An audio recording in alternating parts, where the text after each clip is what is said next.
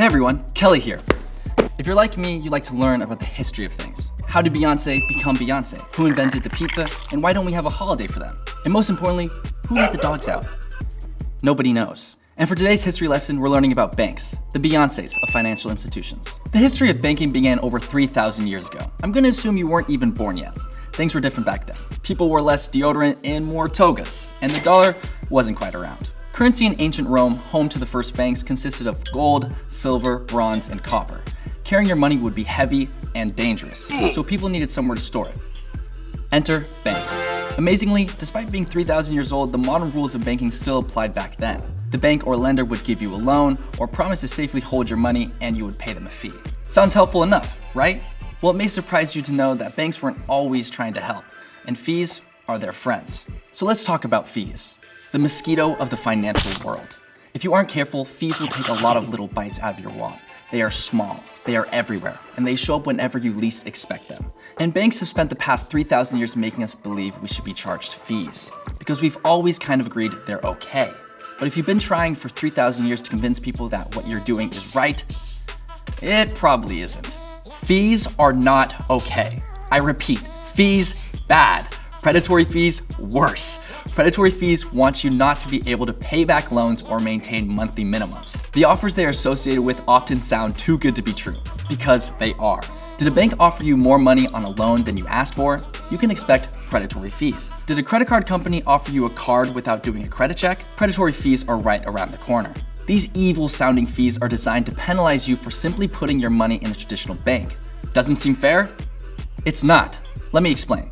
Don't have enough cash in your account to meet your minimum? That's a fee. Took out too much money at the ATM by accident? That's a fee too. A tiny bit late on a credit card payment? Meet interest fees. The absolute worst. Did you know that the average American pays over $350 a year in banking fees? You could have a PS5, but instead you are paying your bank to do the bare minimum. And the banks love it. Overdraft fees alone earn them tens of billions of dollars every year. Billions every year, not cool. It's been 3,000 years. Our generation deserves a better banking option for financial freedom. And now it's here. With STEP, banks would never eliminate fees for ATM overdrafts, checking accounts, and spending cards. Right? STEP just did.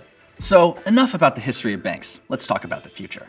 Here's how STEP works and how to get your new account set up. We know that it isn't easy to be good with money, and that it takes time to learn valuable financial lessons. That's why opening a STEP account is the best first step on your path to financial literacy. So let's create your account in 5 quick steps.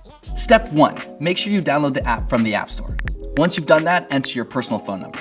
Remember, this number must belong to you and not anyone else in your family. Step 2, you'll be asked to enter your email. You can choose to type it in manually or sign in with Google or Apple, which is more secure. Step 3, enter whether or not you are under the age of 18. If you're under 18, you need a parent or guardian attached to your account. Simply send them an invite via text, and once they verify their identity, you're set. If you're over 18, we'll need you to verify your identity as well before you can start using your card or linking your profile to someone under 18. According to federal law, you have to be at least 18 to open a bank account. This is the age of a legal adult in America. When you are 18, you can vote, and you can bank without a parent or guardian. However, STEP was built to allow people under 18 to get a bank account before becoming a legal adult. And look, I get it. Adults may not have the same taste in music as you or make the same choices when it comes to fashion, but they do have a lot to offer, and having someone to turn to and ask questions for some friendly advice and guidance along the way is never a bad thing. Your parent or guardian will have their own STEP account on their own device and can only view your activity and help out during emergencies. They can't take money out of your account, but they can put it in. A win-win. And now for the fun part, step 4, designing your very own STEP Visa card. Choose your favorite color, add your name, and your personal signature. You are unique, and we think your STEP Visa card should reflect that. Finally, step 5. We'll need your birthday and a shipping address to send the card to. And just like that, your STEP account will be up and running. You will receive your card in the mail in about 7 to 10 days after you set up your account. And you can even add it to your Apple or Google Wallet to begin spending immediately. Once your card arrives in the mail, be sure to activate it on the app. You can swipe, tap, or insert the chip anywhere a card is accepted. And that's just the start. It's never been easier to open a bank account. And with STEP, you can finally have a bank with your interests in mind.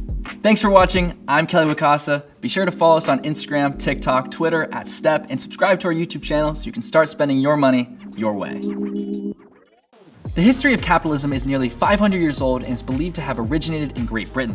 Before capitalism, the British practiced feudalism, which didn't encourage any personal profit. Kings were in control, and it was not in their interest for people to have power or financial freedom. And this economic model severely limited the development of their country and what they produced.